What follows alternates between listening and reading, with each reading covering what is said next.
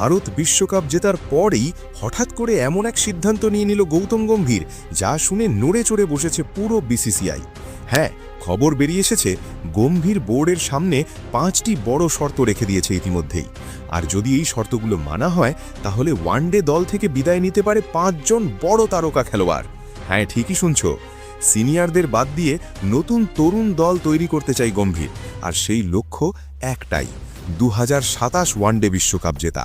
কিন্তু প্রশ্ন হলো, গম্ভীর এমন কী শর্ত দিয়েছে যার কারণে বিসিসিআই পর্যন্ত চাপে পড়ে গেছে? এই ভিডিওতে আমরা জানব তোমাদেরকে সেই 5টি মাথা খারাপ শর্ত, যার একটি শুনে নাকি বোর্ড কর্মকর্তারাও হতবাক হয়ে গেছে। তাই ভিডিওটি শেষ পর্যন্ত দেখতেই হবে। আর সাথে এই ব্যাট বল খবর চ্যানেলটিকে সাবস্ক্রাইব করে নাও ক্রিকেট খবর পাওয়ার জন্য। বন্ধুরা, 2026 টি-20 বিশ্বকাপ জেতার পর ভারতীয় ক্রিকেটে এখন নতুন পরিকল্পনা শুরু হয়েছে। টিম ইন্ডিয়ার হেড কোচ গৌতম গম্ভীরের পরবর্তী লক্ষ্য এখন 2027 সালের ওয়ানডে বিশ্বকাপ। আর সেই লক্ষ্য পূরণ করার জন্যই তিনি বিসিসিআই-এর সামনে 5টি কঠিন শর্ত রেখেছেন।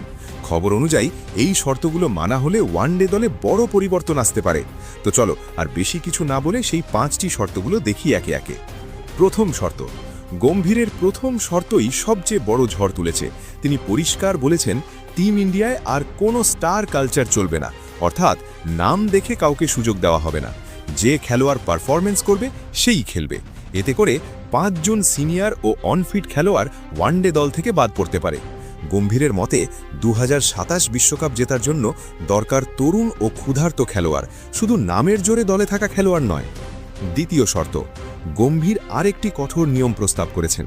যে খেলোয়াড় ইনজুরি থেকে ফিরবে বা যার ফর্ম খারাপ, তাকে সরাসরি আন্তর্জাতিক দলে সুযোগ দেওয়া হবে না।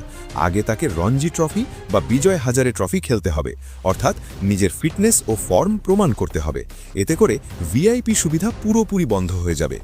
তৃতীয় শর্ত, গম্ভীর চান না যে একই খেলোয়াড়রা সব ফরম্যাটে খেলুক। তিনি ওয়ানডের জন্য 15 জন খেলোয়াড়ের একটি স্থায়ী কোর গ্রুপ তৈরি করতে চান, যারা আগামী 1.5 বছর একসঙ্গে খেলবে। চতুর্থ শর্ত, এই শর্ত শুনে সিলেক্টরদের মধ্যে বড় আলোচনা শুরু হয়েছে। গম্ভীর বলেছে, স্কোয়াড সিলেক্টররা দিতে পারে, কিন্তু প্লেয়িং 11 ঠিক করবে কোচ নিজেই। অর্থাৎ কোন খেলোয়াড় খেলবে আর কে বাদ পড়বে, সেই শেষ সিদ্ধান্ত হবে গম্ভীরের। পঞ্চম শর্ত, সবচেয়ে বড় চমক এখানেই। গম্ভীর চান 2027 বিশ্বকাপের জন্য এক নতুন আক্রমণাত্মক অধিনায়ক। তিনি এমন একজন খেলোয়াড়কে ক্যাপ্টেন করতে চান, যিনি শুরু থেকেই প্রতিপক্ষকে চাপে রাখবেন। খবর অনুযায়ী তিনি ওয়ানডে ক্রিকেটেও টি-20-র মতো আক্রমণাত্মক স্টাইল আনতে চান। এই সিদ্ধান্তেই এখন টিম ম্যানেজমেন্টে বড় আলোড়ন তৈরি হয়েছে। তাহলে বন্ধুরা, সব মিলিয়ে বলা যায়, গৌতম গম্ভীরের এই 5টি শর্ত ভারতীয় ক্রিকেটে বড় পরিবর্তন আনতে পারে। কিন্তু এখন প্রশ্ন হলো, তোমার মতে বিসিসিআই কি গম্ভীরের এই 5টি শর্ত মেনে নেওয়া উচিত? আর 2027 সালের ওয়ানডে বিশ্বকাপের জন্য সেরা অধিনায়ক কে হতে পারে? কমেন্ট করে অবশ্যই জানাও।